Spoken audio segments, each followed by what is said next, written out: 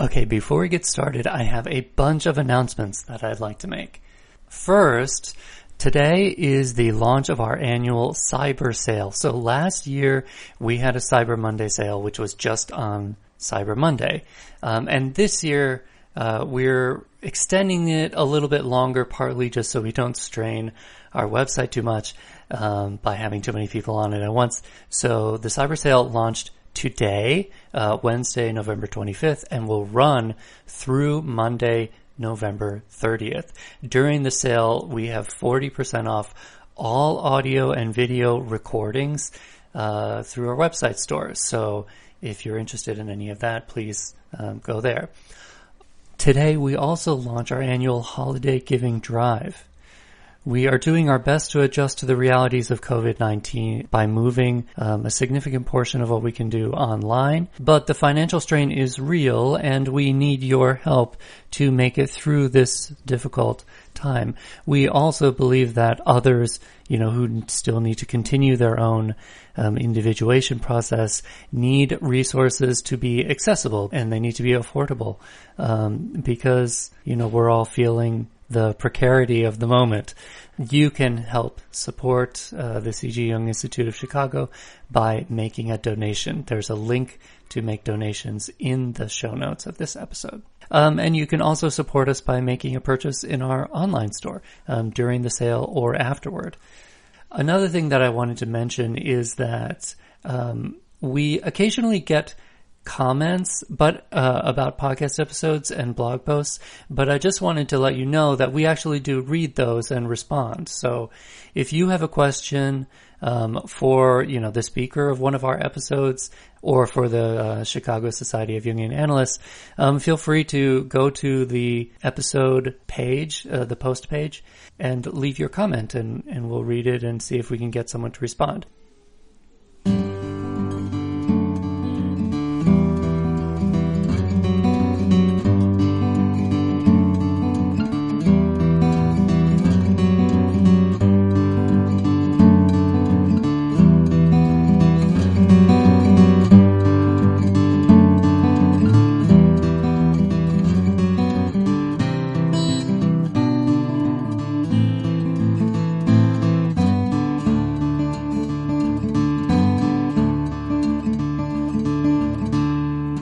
Welcome to the Jungian Anthology Podcast, analytical psychology seminars from the archives of the C.G. Jung Institute of Chicago.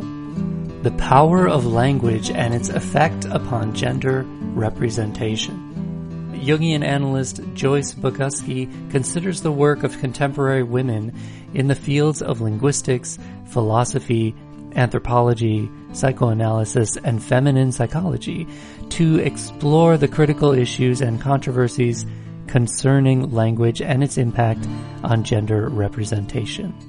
Special attention is given to current feminist critiques of language, mechanisms of oppression and self-censorship, women's access to language, and ideological and cultural determinants of expression.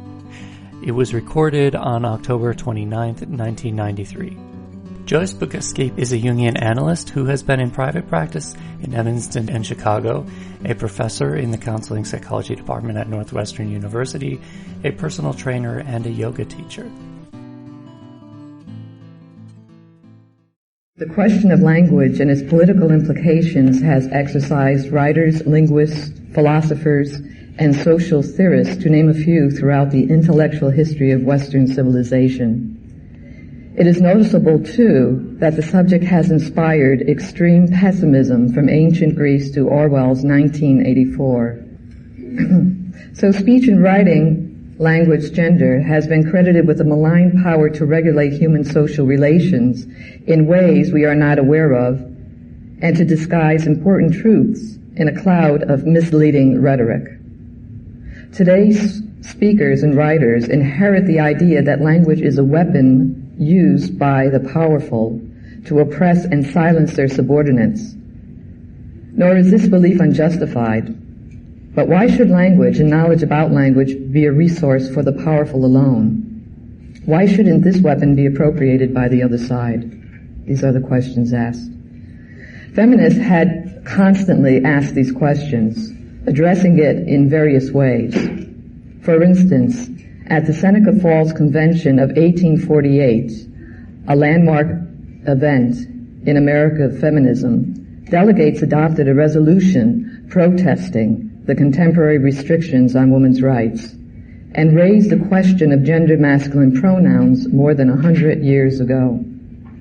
In the early part of the century, modernist women writers like Virginia Woolf and Dorothy Richardson debated the question of the woman's sentence, searching for a literary language that would fit the feminine experience they sought to express.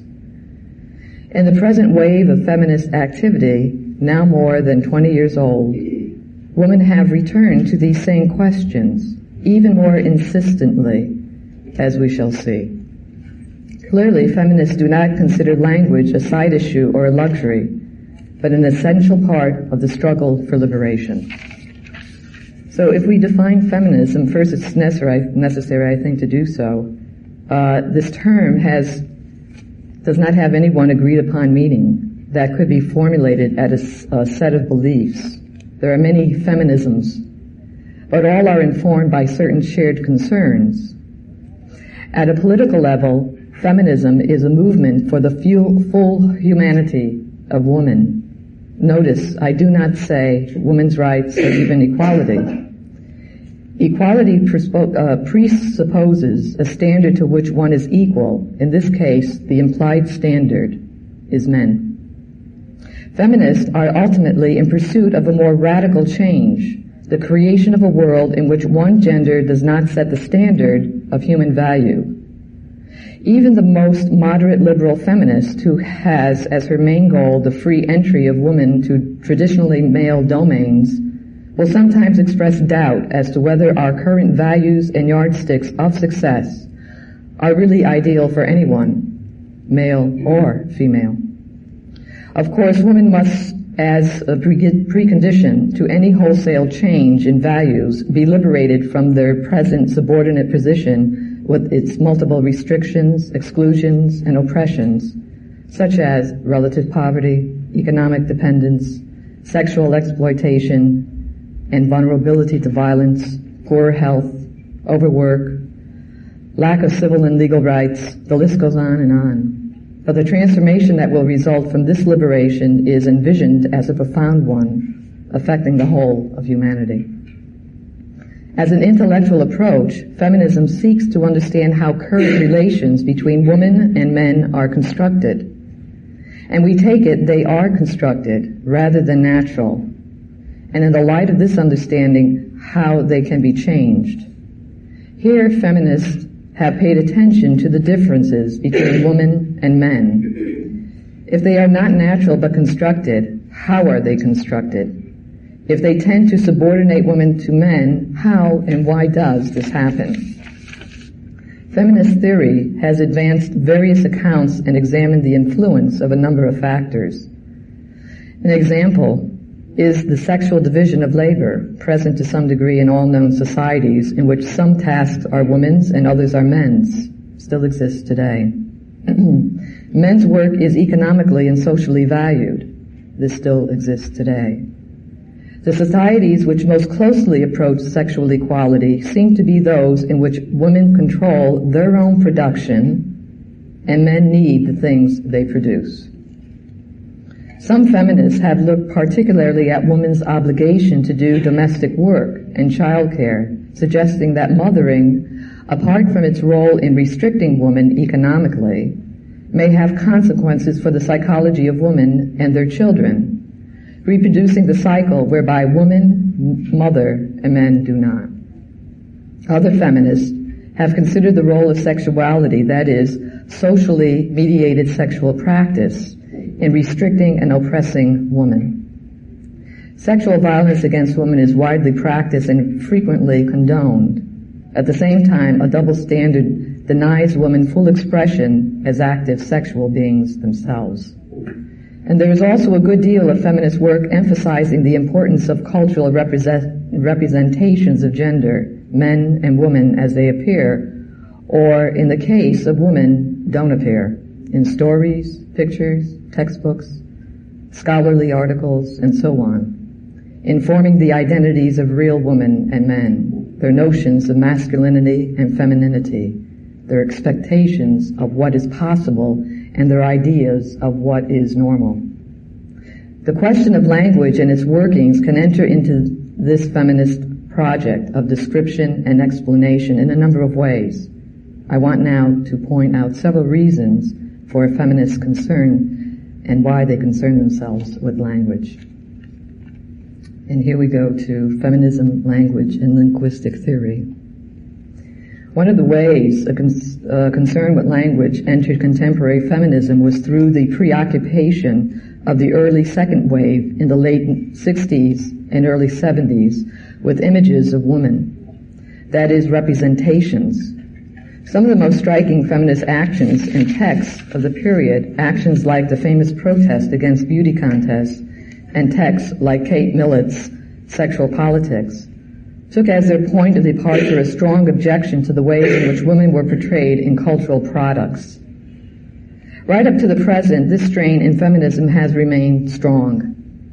Literature, children's reading books, advertising, and the media generally receive critical attention from feminists. Language, too, is a medium of representation, and not surprisingly, the sexism of many conventional usages was challenged by feminists early on. Though I shall stick to talking about the English language here, the challenge to sexist language could and still can be found among speakers of many languages, including French, German, Dutch, Italian, Japanese, to name a few. Usages were thought to be in need of reform, and if they were blatantly offensive, blonde in fatal car crash, bitches wear furs, or else androcentric, implying that the norm of humanity is male, man, mankind, man in the streets, and so on. Reform usually meant avoiding offensive expressions and recasting androcentric ones so they became neutral. Thus mankind becomes humanity, and so on. This non-sexist language was endorsed by a major publisher, McGraw-Hill, as early as 1973, and has continued to make inroads into many people's speech and writing. This wasn't concern about language, but it implicitly depended on a theory of how language works, a linguistic theory. Early feminists analysis of language generally rested, to some extent, they still do, on the notion of conditioning. If you are exposed repeatedly to stereotypes and distortions, you'll come to believe them and take them for granted. In the case of language, it seems important in retrospect that feminists were able to draw on a strong tradition of thought, making similar arguments, though for different purposes. The idea that language is abused by the powerful to conceal or distort the truth appears throughout the Western intellectual tradition. Both feminists and anti-feminist thinkers have made use of this tradition. Feminists also became interested in reviving theories from pre-war anthropology, theories which suggest that language strongly affects and maybe even determines one's world view. The claim of, they call this linguistic determinism. One linguistic determinist feminist writer called Dale Spender, by the end of the 1970s, wrote about the analysis of sexist language and showing many of the problematic and offensive expressions in all language, to the extent that she had created a new language. Her book is a very interesting one to read about some of these criticisms, and quite extreme and sometimes very poetic. Now I'll move on to the personal, and is political language and feminist practice, consciousness raising. Although it's slightly artificial to separate things out as I'm doing here, since feminist concerns are always overlapping parts of a varied whole, it can be argued that feminists of the 60s and 70s had other reasons to be concerned with the workings of language, apart from the sexist representations that surrounded them. Language was central to feminist practice, and the problems this raised led many feminists to look for some kind of linguistic theory. One of the most fundamental and most innovative feminist political activities at the time, consciousness raising, CR, was essentially a linguistic practice in which women talked to one another about their experiences. The idea behind consciousness raising is that when women come together to articulate personal experience, they will discover common threads and come to perceive what they had thought of as personal problems and inadequacies to be shared conditions determined by social structures. This is the meaning of the famous feminist slogan, "The personal is political." Women who have spent time in consciousness-raising groups often emphasize that the process requires them to pay close attention to language and to find new ways of talking about things.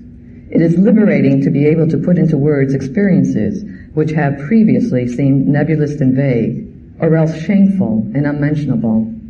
It is empowering to find other women sharing, understanding, and collectively reinterpreting such experiences.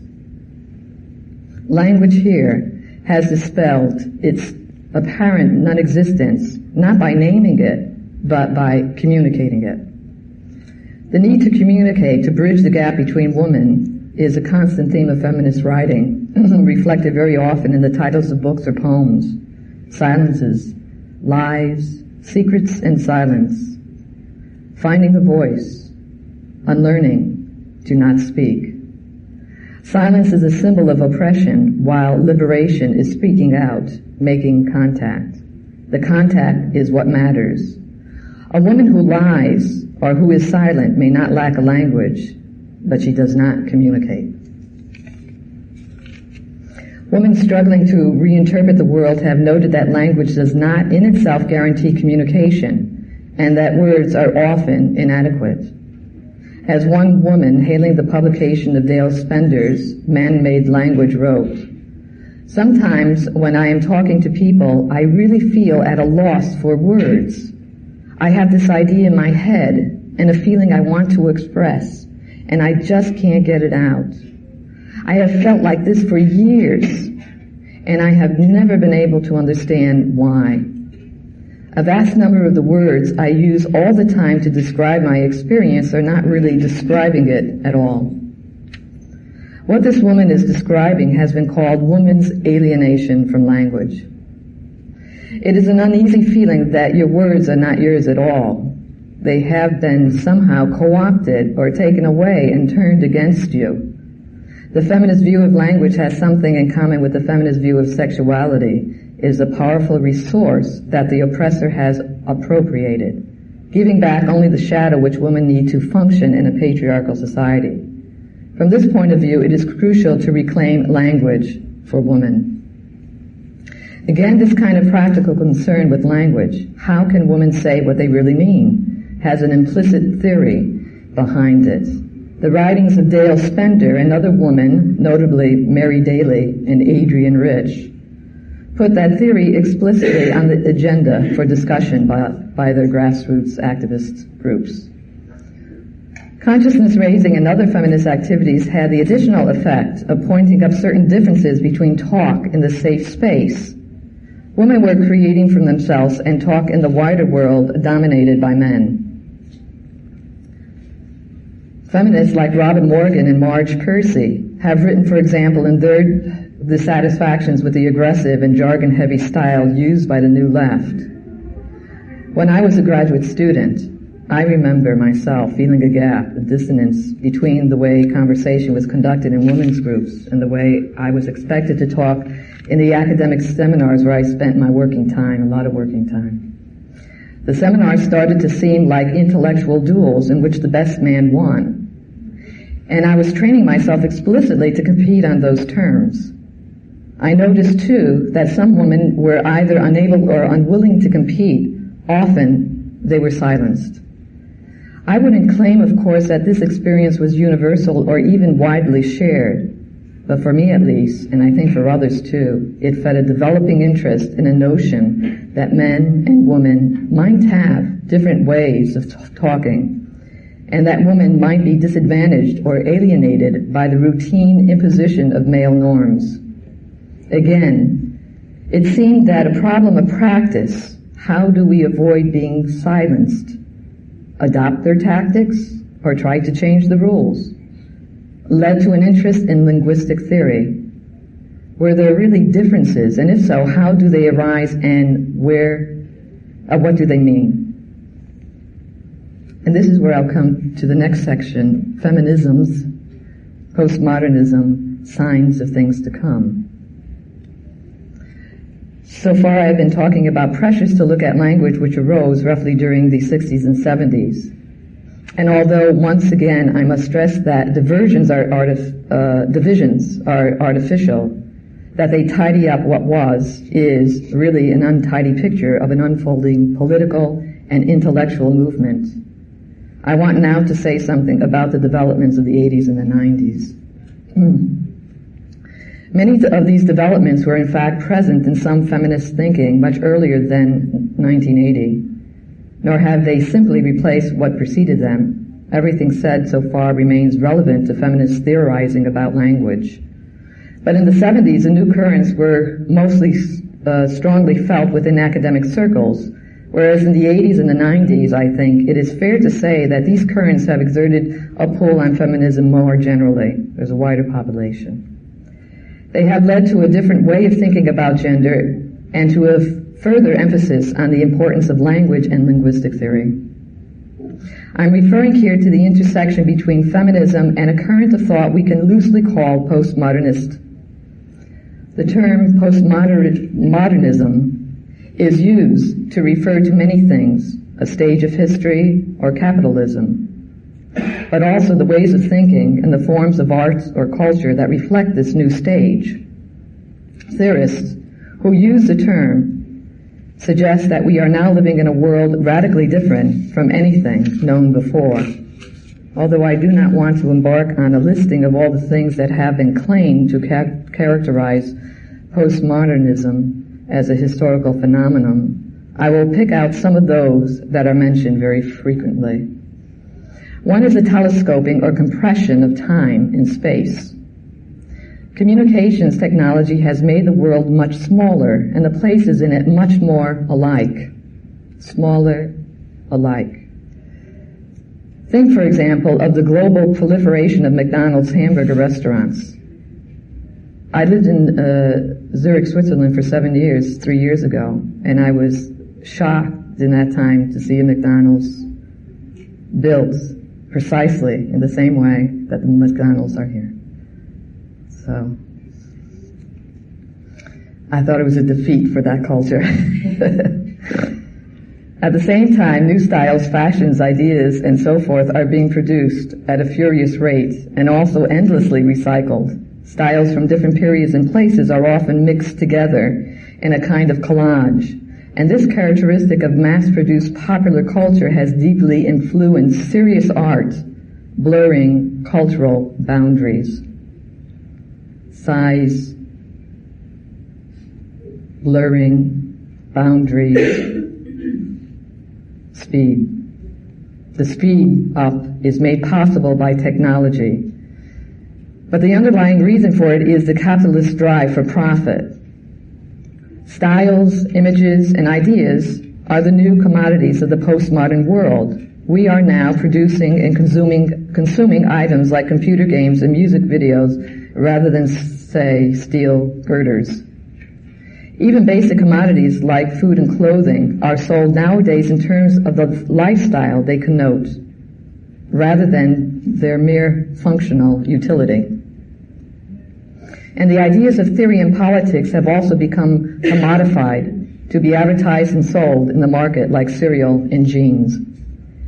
If it is true that we are living in a postmodern world characterized by a speed up in time, a compression of space, and a proliferation of messages and images constantly bombarding us, we might expect this to have effects on the kind of people we are and the kinds of thinking we find relevant to our condition. Philosophers of postmodernism argue that we need new theories for new times. The old theories, for example, Western humanism or classical Marxism, no longer speak to our complex, fragmented reality. A postmodernist worldview distinguishes itself from traditional philosophical assumptions with their roots in the Western Enlightenment of the 18th century. The most important of those traditional assumptions is that by using our innate faculties of reason, human beings can come to know the truth about the world and themselves. If you want to persuade someone that some claim you make is true, you appeal to their reason with the associated standards of logic, evidence, and proof. Postmodernism questions this familiar and comforting idea that there is some truth which we can know. Postmodernist philosophers point out, for example, that claims to truth, however rationally argued, rarely rest on pure rationality, but depend crucially on the authority of those who make the claim. The Enlightenment world has believed many claims later rejected as biased or ludicrous, that Africans have less evolved than Europeans, for instance, because they were backed by the authority of science. But claims like this always arise within a belief system whose validity is accepted beforehand. In relation to the system, they seem obvious and unchallengeable. Take away or modify this invisible support system, and it becomes impossible to see them as justified. Postmodernist treatments of science, which is the Enlightenment's most privileged way of knowing, suggest that no phenomenon can be observed objectively, the description uninfluenced by the standpoint of the observer. Another thing postmodernism questions is the status of the person or subject who has knowledge and reason. We tend to think of ourselves as stable entities with relatively fixed personalities and consistent opinions, arrived at by rational means. Postmodernist thinking doubts this, denying that the self is either stable or coherent. Psychoanalysis is an important reference point for this sort of doubt, which becomes all the more intense under contemporary conditions of extreme fragmentation. It was Freud who theorized that all human subjects are motivated by unconscious desires which are not rational, not consistent, and not accessible to the conscious and reasonable processes of self-reflection. Sometimes this becomes a manifest in a problem. For instance, when someone develops the irresistible compulsion to do something repeatedly, like wash her hands or eat everything in the house, and is able to understand why she behaves in this bizarre manner. Most of us, unplagued by this sort of problem, or maybe we are, can more easily ignore the unconscious, irrational components of ourselves. But they are there, nevertheless. Why should this way of thinking have proved attractive to some feminists? There are, in fact, many reasons for feminists to deplore the new developments. For example, the postmodern form of capitalism intensifies the exploitation of women workers, and the commodification of political ideas trivializes feminism itself. You come a long way, baby, as a cigarette once proclaimed. Jane Sachs points out that even postmodernist philosophy, as opposed to the phenomena it theorizes about, isn't exactly attractive, and some feminists find it threatening. Women and other oppressed groups want to experience themselves as rational and coherent subjects. They want to be able to present feminist ideas as reasonable, objective, and true. But the strength of postmodernism is that it offers an explanation for why this has been so difficult and beyond a certain point ineffective. Feminists critique great thinkers for giving us accounts of human experience, presented as rational, objective, and true, which makes sense only insofar as they exclude the experience of women and other oppressed groups. If women accepting this criticism of existing accounts now try to provide a competing account from the standpoint of their own experience, they are going to be caught up in a number of problems and paradoxes. First of all, since women lack the power and authority of men, their competing claim to truth will lose. This we know from experience as well as theory. Feminism isn't seen as objective and true, whereas the equally but covertly gendered-specific masculinist account is. This supports the postmodernist claim that truth is relative to power. Secondly, it is problematic for feminists to present their competing account as universal, like its rival, an account of human experience, only this time without the male bias. But how can it be universal? If the male's theories claim to universality is vitiated by the gender standpoint of the theorist, men, The same must be true of any female counterpart. This is why some feminists embrace postmodernism, acknowledging their gendered standpoint and criticizing all assertions of neutrality as illusionary wherever they come from.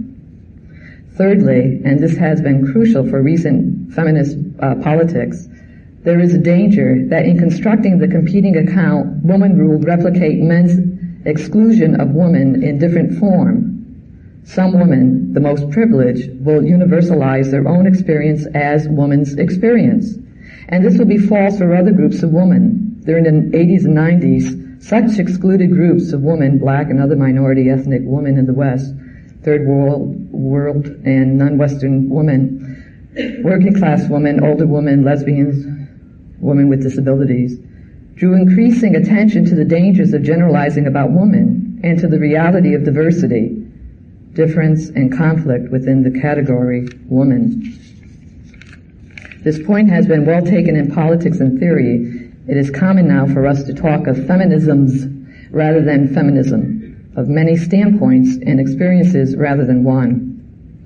Feminists continue to be interested in the construction of gender, the nature of gender relations, the reasons for woman's oppression, and the best strategies for ending it, may have stopped looking for any single overall cause, like the division of labor, patterns of childbearing, practices of sexuality, or cultural representations.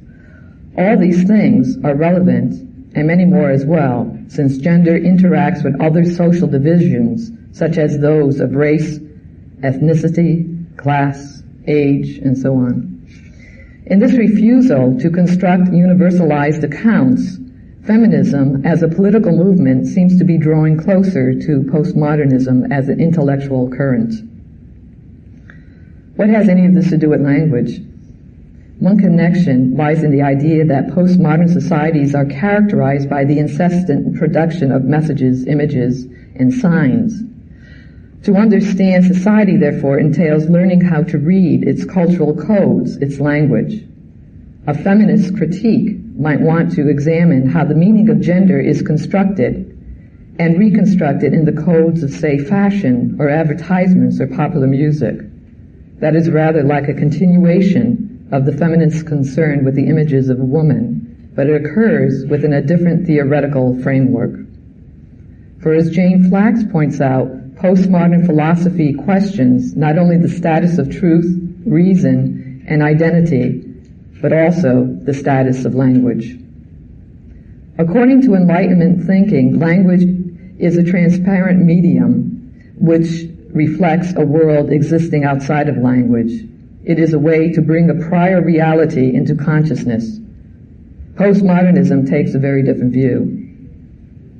The feminists of the early second wave made the radical move of asking from whose point of view and according to whose reality this naming of the world has been done. And the answer always came back to the same, men's. More radically still, feminists like Dale Spender propose that there is no reality outside its linguistic representation. The language you use affects what you perceive as real. Though it comes by way of a different theoretical route, postmodernism would endorse this general approach to language. Indeed, it would go further, prompted once again by the insights of psychoanalysis. It suggests that language is not only not neutral, it is also not totally in our conscious control. We ourselves are created and structured as social beings by learning a language. And some theorists have put this, language speaks us. For feminists, the interesting implication of this idea is that language may speak men and women, more technically, masculine and feminine subjects, and they may speak men and women differently. One crucial aspect of a person's gender might be their relation to language. Some feminist theorists have suggested that femininity means, in a sense, being outside language or marginal to it. This might explain the alienation of many women from prevailing forms of rational, unified discourse. It might suggest, too, the necessity for women to create new ways of using language. Others argue that our language, like everything else, has become so fragmented that we cannot talk in these abstract terms: language, woman, femininity. We need a less global, less utopian feminist account of language. I'd like to turn now to the next topic, which is gender differences in language and its critique.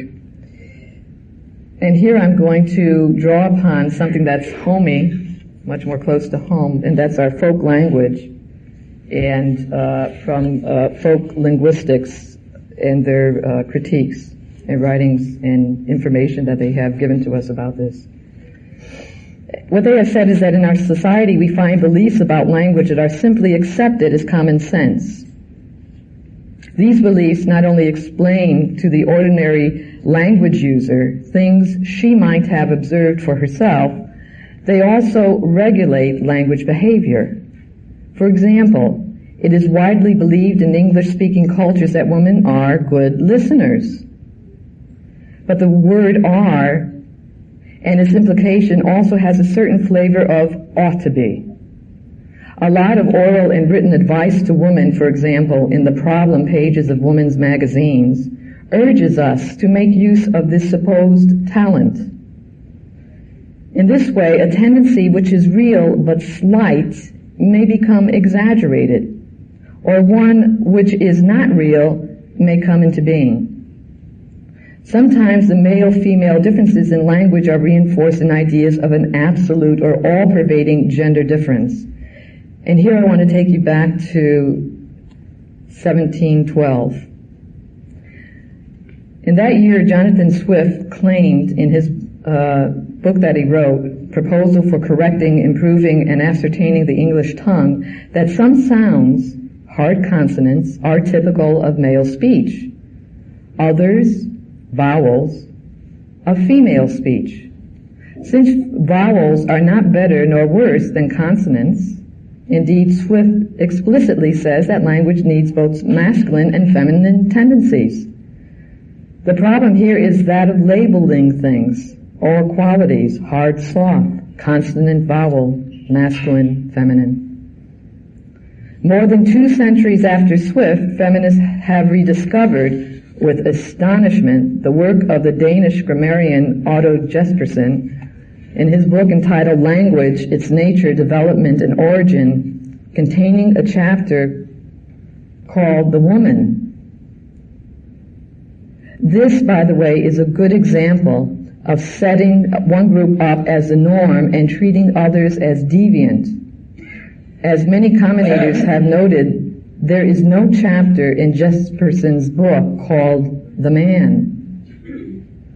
Without adducing any real evidence, he refers sometimes to the dialogue given to women, characters in novels or plays by men. Jespersen tells us women speak more softly and politely than men. They have smaller and less varied vocabularies. They use diminutives like teeny-weeny. They construct their sentences loosely, and they leave them unfinished, all the while jumping from topic to topic. These characteristics of women's speech were evidently not chosen at random and are not value-free. Jespersen is caught between his fantasies, soft-spoken, retiring child woman, and his prejudices, loquacious yet bird-brained woman. To produce a stereotype that is both old, think of Shakespeare's comment that a low voice is an excellent thing in a woman, and yet contemporary. There are many contemporary today assertiveness training programs that teach women to please speak in a lower voice. You'll have more command and more authority. If you speak in a higher voice, you're going to be seen, not heard, not seen, and you will lose your power and authority. Popular culture gives us plenty of female verbal incontinence. For example, the handicap joke, when 2 wives get together, who has the last word? And a logical woman who can't keep to the point as a character in the soap opera Coronation Street comments, "You might as well try to knit fog as follow what's in a woman's mind." Stereotypes, however false, tend to persist for as long as the social differences and inequalities they enforce. So long as women are subordinate to men, their language will continue to be stereotyped as indicating natural subservience, unintelligence, and immaturity. So long as men dominate women in conversation by restricting their talk, our folk linguistic beliefs will include the idea that women talk incessantly. Nor does it matter that the stereotypes are internally contradictory. Even feminists have not always subjected linguistic stereotypes to the scrutiny they require. And here's a book that has come out to alert linguists to the political implications of sex differences. It's a book that came out that was written by Robin Lakoff. So we see that we can also create, as women, our own sexism. So let's listen to this book and some of the problems that we might see in it. Robin Lakoff's work, Language and Women's Place, is remarkable for creating a stereotype of its own, and one not so very different from its overtly chauvinistic precursors. According to Lakoff, there are two styles of speech: neutral speech and woman language. Another example of norm and deviation thinking, though Lakoff is more self-conscious about it. The latter is characterized by a lack of forcefulness. Women use more tag questions, approval-seeking constructions like, "That'll be all right, won't it?" More uncertain rising intonations, more intensifiers. "So, really? Very." And more qualifiers. "Not exactly. Maybe a bit." More exaggerated politeness and less offensive expletives than men. Thank you. This is a subservient way of talking in which everything is hedged about and nothing asserted outright. Lakoff is a feminist, and her explanation of women's language is not like Jesperson's. However much the language itself may seem to be. She explains that women are socialized to hedge their meaning in language for fear of giving offense to men. But her account is still an anecdotal one and has not always been borne out by empirical research. Other research, for instance, tested the hypothesis that women use more tag questions than men. In their sample, on the contrary, it was men used more. And still other researchers, like Janet Holmes and Cameron and McAllen and O'Leary, have found women and men use roughly equal numbers of tags. Yet the idea that this is a woman's form persists. It is as though people want to believe Lakoff because her account fits so well with prevailing ideas. We love our stereotypes. Why do stereotypes like this persist, not just in folk language, but also in modern scientific language? In Lakoff's case, it might be a reflection of her training of the Chomskyan tradition, which urges the analyst to examine her own intuitions rather than collecting a corpus of data. But Lakoff's particular academic training cannot be the whole story. Feminists who are not linguists also have a strong folk linguistic beliefs about women's speech, and they are once again reminiscent of beliefs of anti-feminists, though of course the feminists interpret them differently. In my attending feminist seminars, workshops, and group discussions about language, there are several folk linguistic assertions I heard over and over again from the non-linguist woman present. From those assertions, feminist folk linguistic profile of women's speech, the following features would come up. Number one, disfluency. Women have trouble communicating in a male language, and the result is hesitations, false starts, and so on. The second thing that would come up would be unfinished sentences. You see, 1712 is still here. The third that would come up would be speech not ordered according to the norms of logic. Or to put this another way, ordered according to woman's differing notion of logic. The fourth feature that would come up is the use of questions, including statements couched as questions. The fifth area that would come up is speaking less than men in mixed groups. And the sixth that was often found is using cooperative and supportive strategies in conversation, whereas men are more competitive.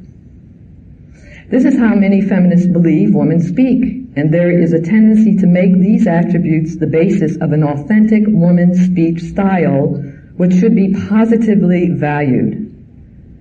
Feminists claim the right, in language as in other spheres, to do things differently from men without this being seen as indicative of inferiority. They propose to revalue women's distinctive way of talking. As a general political strategy, there is nothing wrong with revaluing women's traditions. Indeed, there is every reason to believe that society in general would benefit from it. But on this particular question of language, I think we should proceed with caution, because the feminist folk linguist profile raises a number of problems. The most obvious problem is, do women really talk this way? For it seems pointless to revalue a tradition that exists only in the feminist folk linguist imagination. And a second problem is, supposing women do use the features listed above, what does this actually mean? Does it mean what feminists think it means? Is it a straightforwardly positive thing, or is it, as Lakoff might suggest, a disadvantage in many situations? To put matters in more concrete terms, what exactly is the linguistics evidence for such impressionistic labels as logic, cooperativeness? And supposedly we identify particular features we judge as exemplifying these things. What is the evidence that those features don't mean something else entirely? For instance, it is not difficult to think of language features that could be defined as disfluencies. We could take a piece of data and quantify the hesitations, false starts, repetitions, pauses, and so on. But linguists have long debated the issue of what disfluency means. Some believe pausing is a hallmark of a careful or thoughtful speaker, planning her next utterance. Those who pause rarely are thoughtless and unintelligent. For this reason, ironically, Jesperson claimed that men pause more than women. Others believe hesitancy indicates errors in language processing, while yet others claim it is a stylistic device that conveys a message to the hearer that the speaker is uncertain or perhaps reluctant to offend. So if we find a gender difference in disfluency, we are still left with a problem of interpretation. Now we can look at logic and language. This is a particularly broad and difficult notion. One question that immediately arises is whether it refers to the content of speech or to the form, the sequencing of utterances. Another is, what exactly would constitute greater or lesser logic? Which is not to say that women are illogical, rather that our notions of logic may be androcentric. To sum this up, the rules of talk are not like the rules for solving equations or constructing syllogisms. People talking do not only exchange information, and sometimes they exchange no real information at all. Nice day, isn't it? They use talk to construct social relationships. Any discussion of logic must bear this point in mind. So what is the source of the folk linguistic belief that women are less logical or use a different kind of logic than men? We might consider several possibilities. One possibility is that women tend to be less involved than men in formal public events when the appropriate or customary style is especially explicit, where logical connections are made on the surface, and where information and argument are more important than interpersonal solidarity. A second possibility is that women talking to other women can leave many things more implicit because they assume a great deal of shared knowledge and cooperation. This reflects women's socialization to be attentive to and concerned about what others think and feel. It might be observed, too, that men and women do not have the same degree of knowledge about one another.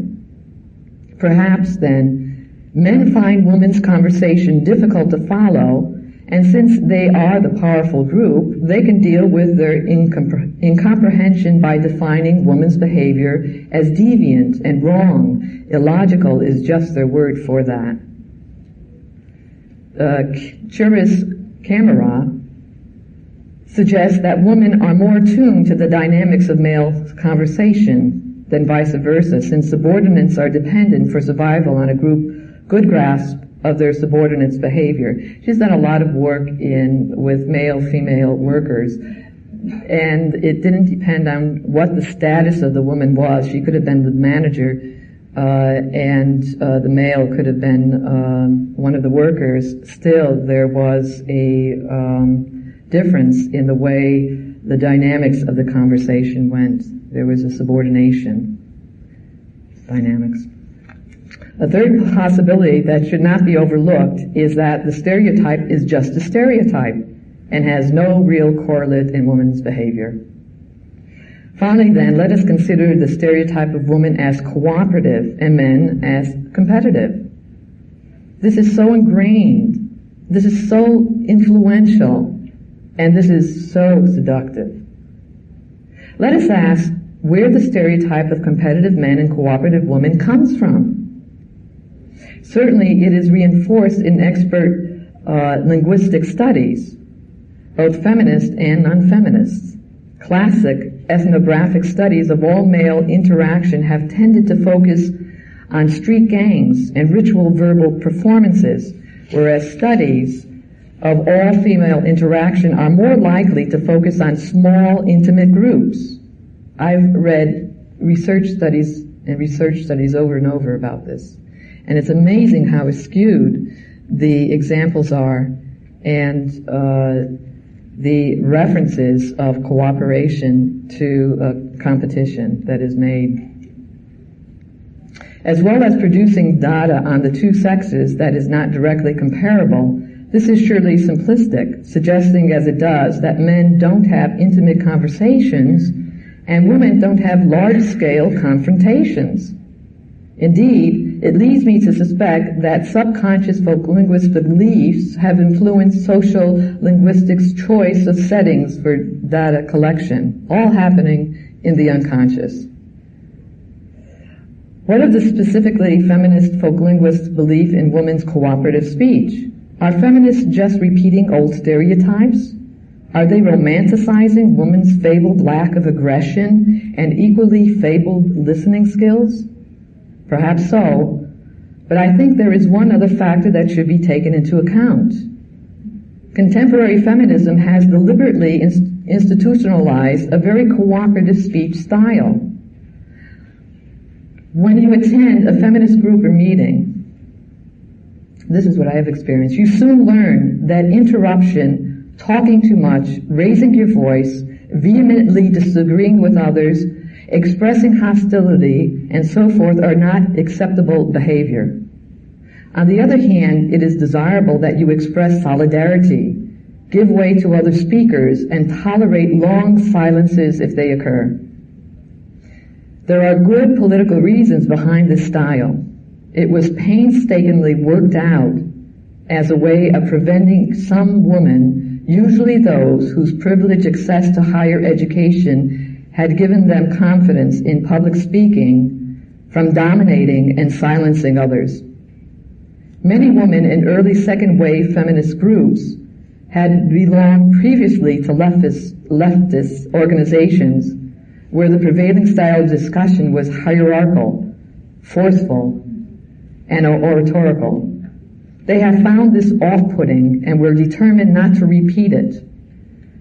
That the style they replaced it with is specifically a feminist style is suggested by the comments made to me when I interviewed feminist women about how they thought feminists talk. Women recalled their early experiences in feminist groups, saying, "I had a lot of trouble not interrupting. I felt like everyone was thinking I couldn't keep my mouth shut." Or, "It struck me the minute we started all the silence and letting people finish." On the other hand, I found some feminists justify this style as something that suits women better or gets away from male ways of speaking. The often political process by which feminists arrived at their anti-elitist linguistic norms has already been erased, and the norms themselves have been naturalized. Could this be an example of folk linguistics regulating real linguistic behavior? It seems to me that the feminist study of gender differences in language must also pay attention to the empirical facts, whatever they may turn out to be. How do men and women of different ages, classes, races, cultures use language in different contexts, situations, and so on? Can any generalizations be made about this? And what are the implications? This seems to require a more holistic approach, which sometimes is called in research discourse analysis. Discourse analysis deals with a more general speech style in which the different choices speakers make can be described in functional as well as formal terms. Interest in male and female gender differences at this level of language was simulated by Lakoff's Language and Woman's Place. While this was not a work of empirical investigation, it was informative of stereotypical behaviors. To continue with Lakoff, she had described women's language as a variety girls learn in the course of early childhood socialization. They are encouraged to use it, rewarded for using it, and disapproved of as unfeminine if they fail to use it. This speech style urged on little girls is, however, a way of preparing them for their subordinate place in adult society. Talk couched in women's language lacks authority, thus unfitting those who use the language for any position in which they might exercise authority. Adult women will have the unappealing choice between rejecting woman's language and so becoming less than a woman, or embracing it and thus acquiescing in their inferiority, becoming less than a person. Lakoff's claim is that women are denied access to powerful styles of speech, those that confer authority and credibility on a speaker. This is one version of the dominance current. And in linguistic theory, language theory, and its implication for gender, we come to another area of looking at the data, and a recent area is looking at whether it has to do with dominance, power, or difference, being other. So you'll hear dominance and difference, dominance and difference. So the debates that are going on now are becoming a little more, trying to get to be a little more balanced, but not yet discriminative enough.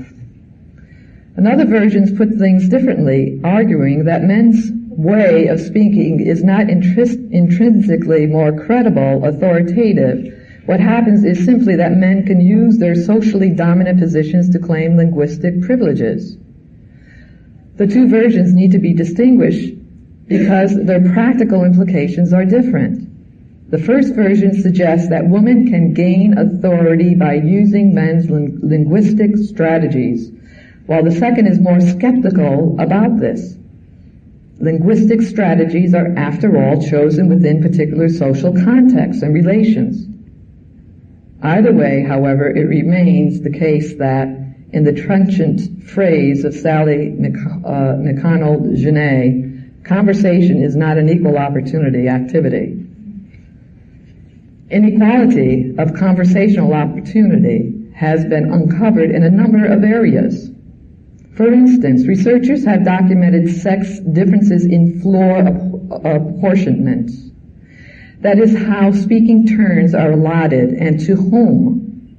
In a famous study by Zimmerman and West, they found that whereas same-sex dyads, pairs, share the floor equally and interrupt each other rarely, in mixed-sex pairs there is a marked asymmetry. Men interpret women. West had gone on to show that this pattern applies even to dyads, where the woman has more status. Her example is talk between women doctors and male patients. Now, Nicola Woods found that in a business setting, gender was a better predictor than status of who would interrupt whom. Women were interrupted less as bosses than as subordinates sometimes. But overall, they were still interrupted more than men. Men are also able to gain the lion's share of the floor in cross-sex talk because women provide them with hearer support. We are good listeners, and if we aren't, we better get with it. And they do this in the form of minimal responses like, yeah, oh yes, and questions.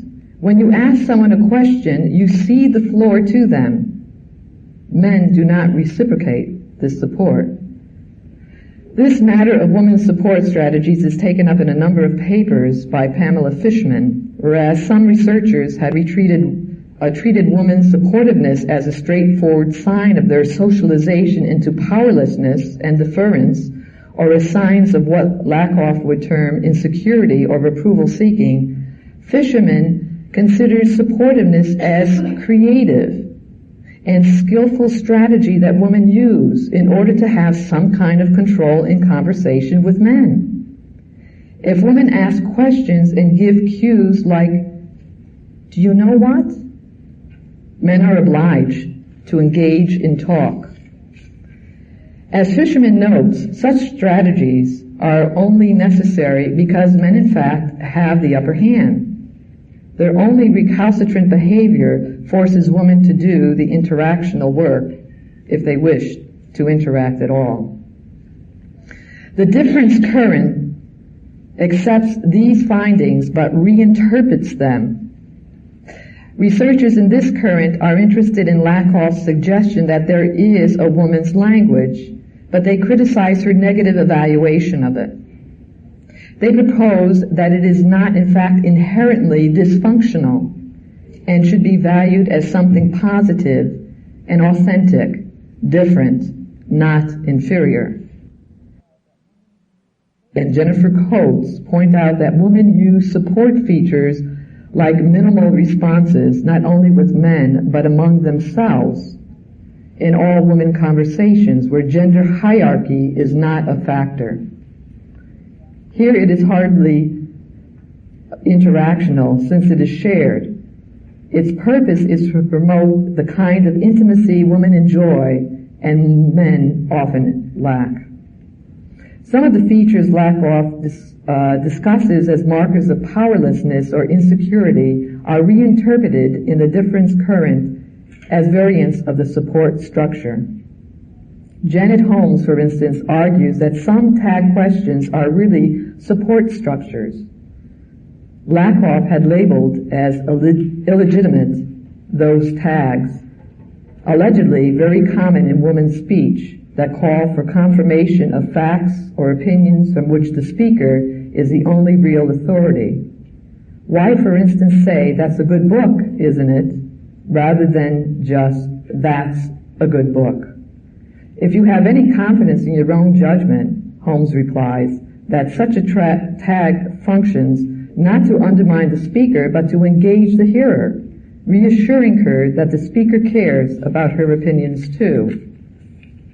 Like certain other women's language features, such as qualifiers, intensifiers, hesitations, and so on, tags are hedging structures which qualify the force of an assertion, and so as not to intimidate, offend, or exclude other points of view.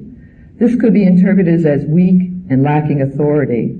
It could equally be interpreted as polite and considerate. Holmes is equivocally on the question of whether women are coerced by social expectations and the behavior of men into using support structures, or whether these represent positive choices. Other researchers, like Deborah Jones and Jennifer Coates, are less in favor, viewing women's cooperative speech as arising from distinctive and valuable female subcultures. For someone of this persuasion who does not want to attribute everything to the workings of power, the problem obviously arises of why the sexes should have distinctive linguistic subcultures at all.